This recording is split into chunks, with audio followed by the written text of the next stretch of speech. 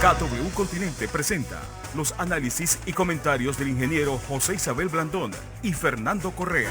Muy buenos días, Panamá. Hoy es viernes 8 de enero, vísperas de la que fue la fecha más gloriosa después de nuestra independencia. Ese es el punto de inflexión realmente de nuestras relaciones con los Estados Unidos y fue lo que abrió el camino para que hoy el Canal de Panamá y todas sus áreas aledañas sean ese polo de desarrollo y esa locomotora de la economía nacional. Mañana va a haber actos en distintos puntos de la ciudad de Panamá y de Colón. Un día también en el que tenemos una nueva directora de CENIAF. Igual pues se crea esta Secretaría de Descentralización con el exalcalde de David y el exalcalde de Santiago como director y subdirector. Un día también en el que, bueno, siguen los casos sobre los 4.000. Es una semana realmente trágica. Y, bueno, ¿qué hacer? Recuerden, este fin de semana es de confinamiento total en las provincias de Panamá y Panamá Oeste. El resto del país tiene esa libertad de estar más o menos hasta el toque de queda. Recuerden, el toque de queda para el resto del país es a las 7 de la noche. Ojo, con lo que está pasando en la ciudad de Colón y en la ciudad de Chitré. En la ciudad de Colón, el 99% de los casos de toda la provincia son de esta ciudad. Y en Chitré, donde todo el sistema hospitalario chitreano está a un 90%. En los Estados Unidos, después de la tormenta, parece que llegó la calma. Y ahora el señor Trump dice que va a tener una transición pacífica, una transición ordenada, y que, bueno, lamentable lo que pasó el miércoles en el Capitolio, que fue noticia en el mundo entero. ¿Será esa la nueva forma de hacer política? ¿Cómo los gobiernos electos consiguen legitimidad? Y sobre todo, apoyo popular. Imagínense cómo empezará la persona que ganó con mayor cantidad de votos directos en la historia de los Estados Unidos es Joe Biden. Eso lo estamos olvidando fácilmente. El hombre llegó a los 80 millones de votos. Y miren cómo se ha puesto en duda su legitimidad. Ojo con lo que va a pasar. Es un año de elecciones convulsas en América Latina, sobre todo en Sudamérica, donde Ecuador, Perú, Chile irán a elecciones y donde el istmo centroamericano sigue siendo esa caldera a fuego lento, con una explosión social en ciernes. Don José. Buenos días, Fernando. Buenos días. Buenos días a toda nuestra audiencia que nos sigue en radio, en KW Continente y en Canal 21 Televisión. Antes que nada, Fernando, quisiera enviar una nota luctuosa. Ha muerto un gran dirigente obrero, el dirigente Denis Olezarregui, un dirigente del IDAN, del Instituto de Acueductos y Alcantarillados Nacionales, un hombre muy querido en la estructura laboral y sindical de esa institución. En lo personal me tocó bregar con ellos cuando se creó el movimiento 16 de agosto y en allá por el año de 1984 tuvimos que negociar. A mí me tocó, como siendo director del IRRE, ser el intermediario entre las luchas del IDAN y un acuerdo con el gobierno nacional y el sindicato. Gloria eterna a este dirigente obrero, un hombre que dedicó gran parte de su vida a la defensa de los intereses de los trabajadores del IDAN. Es una institución que tenemos que cuidar mucho y fortalecer mucho. Si hay algo importante en este país es la administración de ese recurso esencial que es el agua. Sí mismo. Un saludo. Solo mueren a los que se olvidan. Fernando, ¿qué manera de terminar una semana? Creo que nunca habíamos tenido, probablemente en nuestra historia reciente, y hablo reciente no de ayer, sino de las últimas décadas y probablemente de la última centuria, un nivel tan rico y tan complejo como el que estamos teniendo ahora. Sí. Desde la Segunda Guerra Mundial yo creo que no ha habido un shock tan grande mundial. Lo que le voy a decir. Estamos en lo que se denomina los grandes virajes de la historia. Y no es retórica. Ahora le cuento. Nunca habíamos tenido una pandemia conocida y manejada tan públicamente, porque lo que pasó al principio del siglo XX, allá por el año 17, 18 y 21, fue una cosa que se supo por retazos. Recuerde cómo estaría esa época nosotros en el año de 1917 apenas teníamos unos años de haber salido bajo el tutelaje de los Estados Unidos, de la Gran Colombia. Pero nunca habíamos tenido en vivo y en directo una acción que ha producido tanto efecto y daños en la estructura económica, social y de salud pública del mundo como la epidemia del COVID, que quedó el COVID-19. Nunca. Y simultáneo a eso, nunca habíamos tenido una crisis política de la profundidad que estamos teniendo. Que es lo lógico. Y nunca una nación como los Estados Unidos había estado tan envuelta en problemas que ellos atribuyeron siempre en un tono despreciativo a las bananas repúblicas, o a las repúblicas bananeras, o a la gente del tercer mundo, como los escenarios que vimos este miércoles, y que hemos estado viendo a lo largo de los últimos 4 años de la presidencia del señor Trump. Entonces, el mundo en general está convulsionado. Se va a producir un gran viraje de la historia. Escuche lo que estoy diciendo. Ahora le cuento un poco más sobre esto, pero antes le adelanto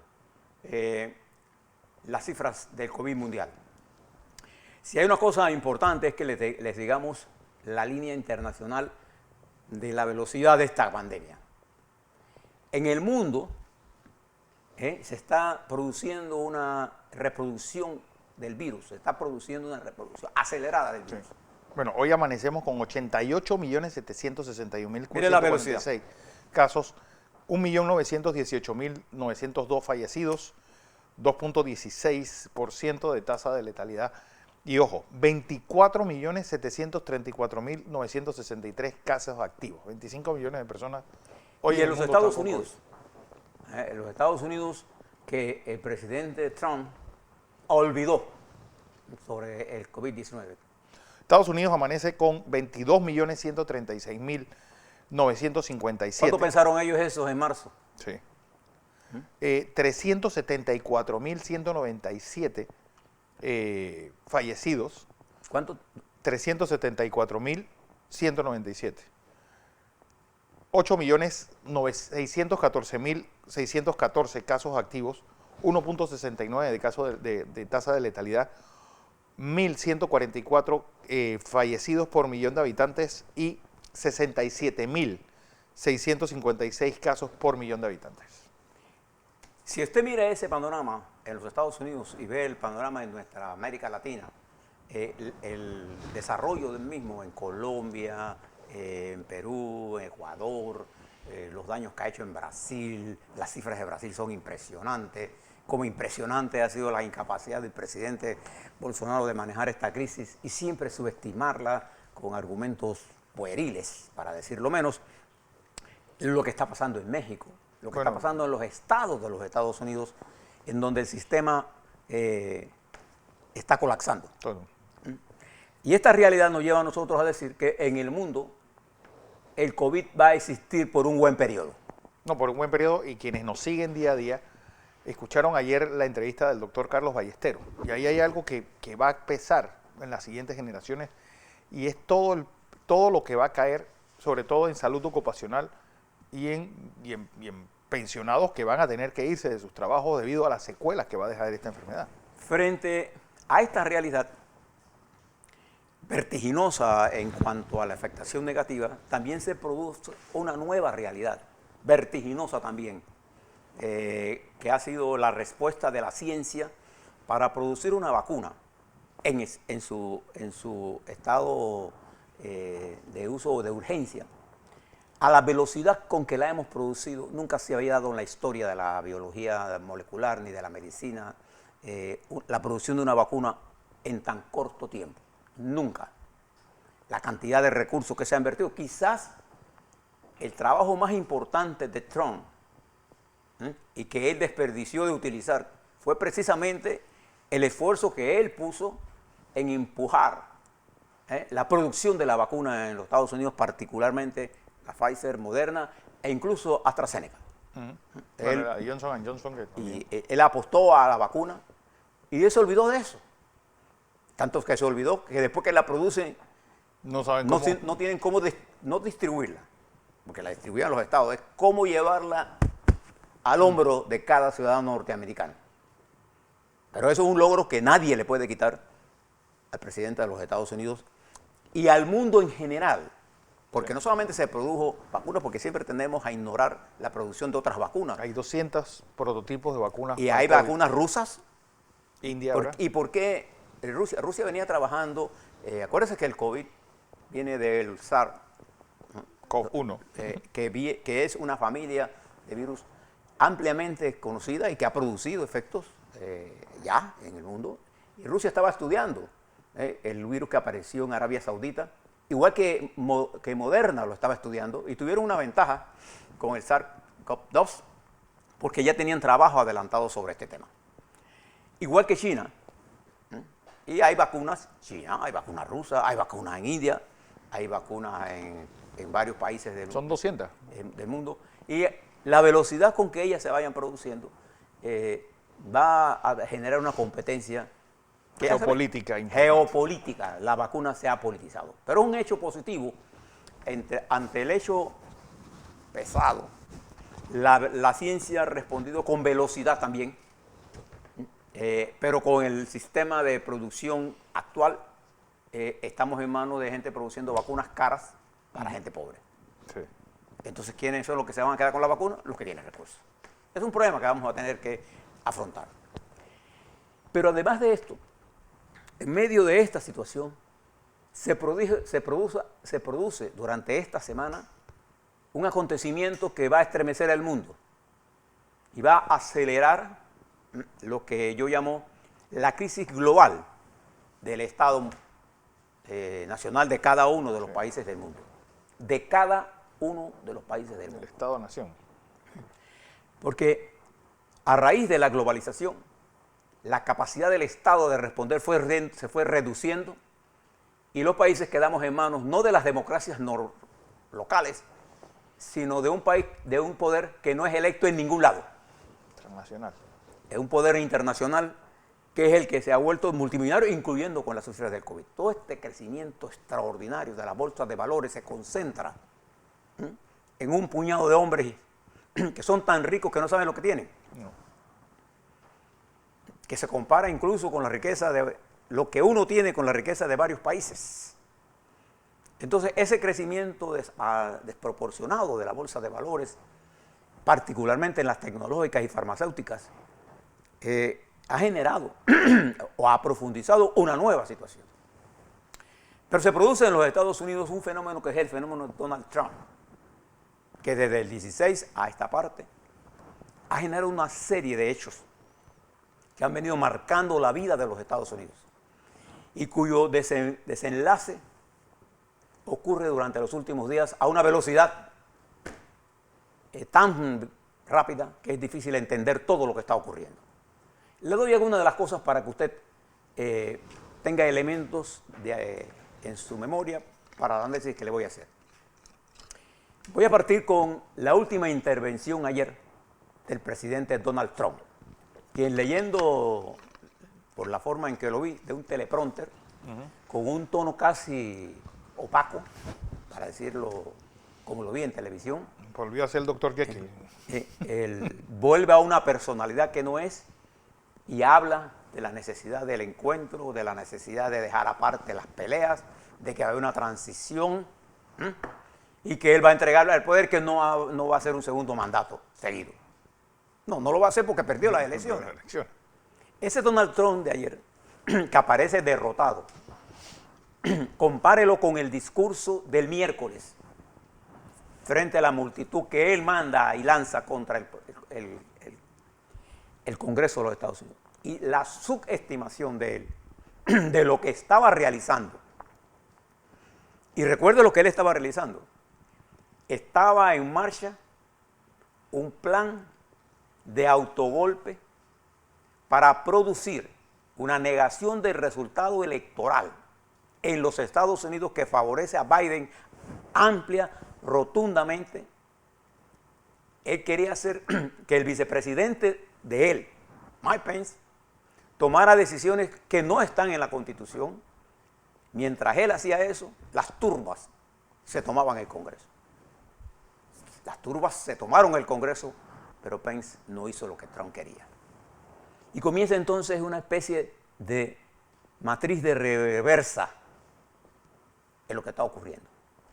Ayer, el periodista Wolf Blitzer de la CNN le hizo una entrevista al general Colin Powell, miembro del Estado Mayor, jefe del Estado Mayor conjunto de los Estados Unidos en su época y secretario de Estado también, en donde él hacía un análisis militar de lo que había ocurrido y señalaba, entre otras cosas, que viendo los niveles de seguridad que tiene el Congreso de los Estados Unidos, el Congreso de los Estados Unidos tiene líneas de seguridad, cómo la policía no usó la inteligencia disponible frente a un hombre que había demostrado ya desde hacía meses que estaba dispuesto a lo que sea por quedarse.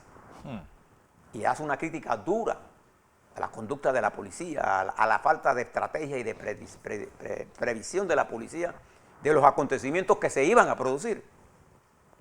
Ya lo había advertido Trump.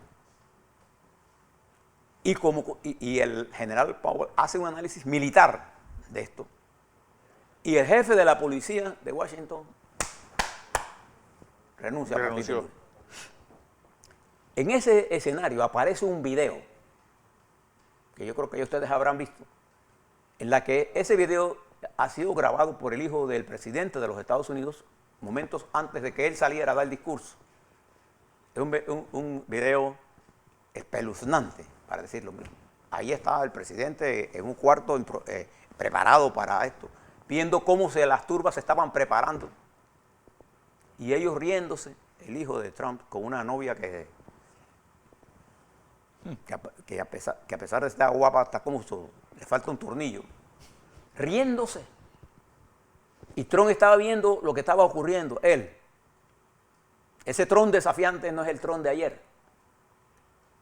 Porque los acontecimientos fueron tan violentos, la escalada de Trump contra la estructura democrática de los Estados Unidos fue tan violenta que ni los republicanos estaban preparados para soportar eso. Y entonces ayer se produce una serie de renuncias. Antes que Trump saliera, la gente tirándose del barco porque se está hundiendo. Y renuncia la secretaria de Transporte, Elaine Chao, que es la esposa de Mitch McConnell, senador, jefe de la mayoría. Ella es ministra, secretaria de Estado de Trump. Ella es de origen taiwanés. Ella es taiwanesa. Taiwanesa, ¿no? Taiwanesa. ¿No? Y Betsy DeVos, también una de las ministras de Educación de la peor desempeño, renuncia. Igual que renuncia su jefe de inteligencia, renuncia un montón de gente. Ante la avalancha de las renuncias, ante la derrota de Trump en Georgia, que le devuelve nominalmente, fíjese la palabra que uso, el control del Congreso a los demócratas, 50-50, y decide la vicepresidenta Kamala Harris ahora. Ante eso, y la decisión de senadores republicanos y de congresistas de apartarse de Trump, y de senadores demócratas de llamar a un impeachment o un juicio político al presidente, o de miembros del Partido Republicano que piden que Pence haga uso de la enmienda 25, que determina que un presidente que no está en capacidad de dirigir puede ser separado por una mayoría con el vicepresidente, y el Consejo de Gabinete puede decir, y hay conversaciones, que eso vaya a pasar o no vaya a pasar. Obligó a Trump ayer a hacerse el niño bueno, pero ese no es Trump. Pero fíjense lo que decía Colin Powell ayer. Colin Powell decía que el que más debía estar riéndose de esto que está sucediendo en los Estados Unidos es Vladimir Putin. Y Xi Jinping. Vladimir Putin. Porque usted se ha fijado que en estos 4 años Putin ha sido un cómplice, y Trump un cómplice de Putin, en algo que ellos sabrán que manejan. Y cuando usted estudia el impeachment que se le hizo a Trump, que fue negado por los republicanos, porque esto es lo que reclama Colin Powell, cómo el Partido Republicano perdió de vista que estaba entregando todo a un hombre que no creía en nada, solo en él. Fueron duras las palabras del general Trump, de Powell, pero fueron duras también las palabras de líderes republicanos. Entonces, esta discusión y este temor de Trump de un impeachment o de lo que está ocurriendo en este momento, una erosión acelerada del liderazgo de Trump. Y se está produciendo un viraje. No quiero decir con ello que el trumpismo como hecho político va a desaparecer, no. El hecho político más importante que deja el trumpismo es la terrible división interna de la sociedad norteamericana, que dará paso a un nuevo gobierno enfrentado a las siguientes características. El presidente Biden llega al poder con un Estados Unidos disminuido en el mundo. Políticamente. Disminuido. Y con esto, un país que incluso en un mundo que ahora puede cuestionar incluso su propia legitimidad. No dicha por los nacionales de los países enemigos de los Estados Unidos, sino dicho por un hombre que ejerció la presidencia de los Estados Unidos y que en los últimos días de su mandato atentó contra la democracia institucional de ese país. Biden entonces se enfrenta a un problema de credibilidad internacional y nacional, que es más grave. Pero simultánea a eso se enfrenta a una supercrisis, crisis en el sector de la salud. Terrible crisis. Los números que Trump quiere ignorar son números reales. La gente se está muriendo en los Estados Unidos, en los estados. Y las palabras de Trump desalentando la lucha por las medidas de mitigación aumentaron las contaminaciones, los positivos y las muertes. Y el sistema hospitalario de los Estados Unidos está en colapso en muchos estados. Pero el sistema sanitario de los Estados Unidos está colapsado, el sistema no existe. Entonces Biden se enfrenta en los próximos 12 días a esa crisis. Y se enfrenta a la más profunda crisis económica que gobierno alguno haya dejado durante los últimos 40 años. El desempleo, la cantidad de gente en la pobreza, los niveles de disparidad, el problema que deja en el comercio internacional el señor Trump. Nadie, ni Obama de Bush recibió, cuando Bush dejó la presidencia, dejó un país bien difícil de manejar. Y ahora se enfrenta el señor Biden a un país súper endeudado. Pero además, una de las primeras medidas que va a tomar el presidente Biden, no lo duden de ello, va a ser darle al pueblo norteamericano que no está trabajando un cheque de $2,000, que significa miles de millones de dólares más que van a desembolsarse y van a sumarse a la deuda. Y entonces este influjo de capital líquido, sin valor, va a crear un problema en el futuro, que es la inflación. Se enfrenta entonces él a una sociedad fragmentada. Afortunadamente para él, los últimos acontecimientos han pegado duro en la conciencia de un sector republicano que tiene poder político y económico. Y le va a quedar a Biden la necesidad, por eso le decía que 50 y 50, decía una mayoría nominal, porque dentro de los demócratas no hay 50 hombres con una sola unidad. No. Hay 50 porque cada senador de los Estados Unidos es una vedette. No sé si ustedes han bregado, los que hemos bregado con el Senado de los Estados Unidos, sabemos lo que estamos hablando. Y entonces, él va a necesitar del apoyo republicano. Le va a ser fácil en la medida, recuerda que él viene del Senado. Una de las fortalezas del presidente Biden es su capacidad real. No es como decía el otro, que él era el hombre de los acuerdos, el hombre con... Trump demostró que lo que era un pichón de dictador, porque no aguantó 4 años, afortunadamente. Entonces, Biden va a tener que reconstruir rápidamente sus relaciones internacionales y va a tomar medidas, porque tiene un hombre muy importante que va a pivotear en esto, en cambio climático, que es el ex senador John Kerry. Tiene que haber en acuerdos con Irán, en el pacto nuclear. Va a tener que recomponer y volver a su sitio el acuerdo nuclear con Rusia. Para ganar confianza, y va a tener que reconstruir sus relaciones con Europa y con América Latina. Y viene la primera pregunta para nosotros. ¿Nosotros estamos preparados en relaciones exteriores para este nuevo viraje de la historia? Pero Biden tiene otros retos más. Su edad. Claro. Y que si le pasa algo a Biden, quien asumiría la conducción del Estado de Estados Unidos sería una mujer afroamericana. Y entonces, todos los miedos y todas esas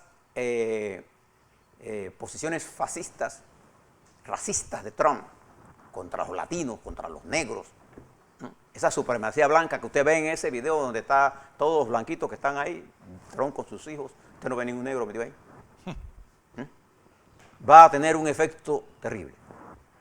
Ahora le doy mi pronóstico.